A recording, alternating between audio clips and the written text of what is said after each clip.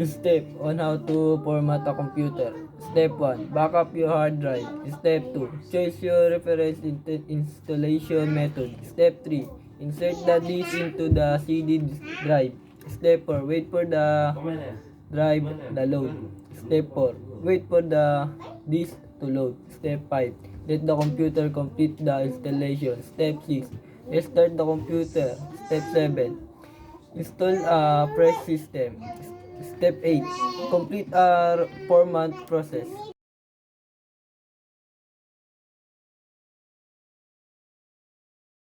Step 1. Back up your hard drive. Formatting your computer will erase all the data. So it's imperative that you back up your hard drive on the external hard drive or CD. This way you won't leave your important information. 2.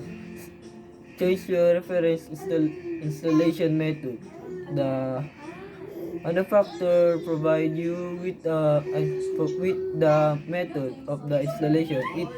It they provide you with a set of installation CD when you would the computer then use them.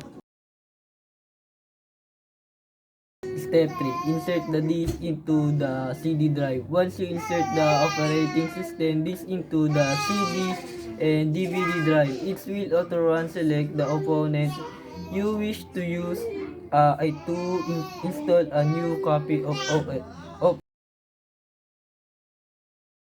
Step 5. Let the computer complete the installation. Once the machine complete the installation process, it will display a complete fresh desktop. Step 5. Let the computer complete the installation. Once the machine complete the installation process, it will display a complete fresh desktop. 6. Restart the computer. Once the machine restarts, wait until it reboots.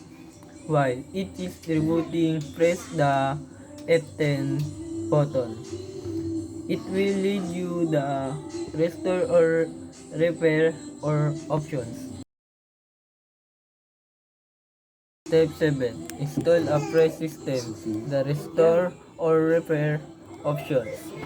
Partitionization will run the program to format and reload the operating system. Install device drivers and install all the software that come with your computer.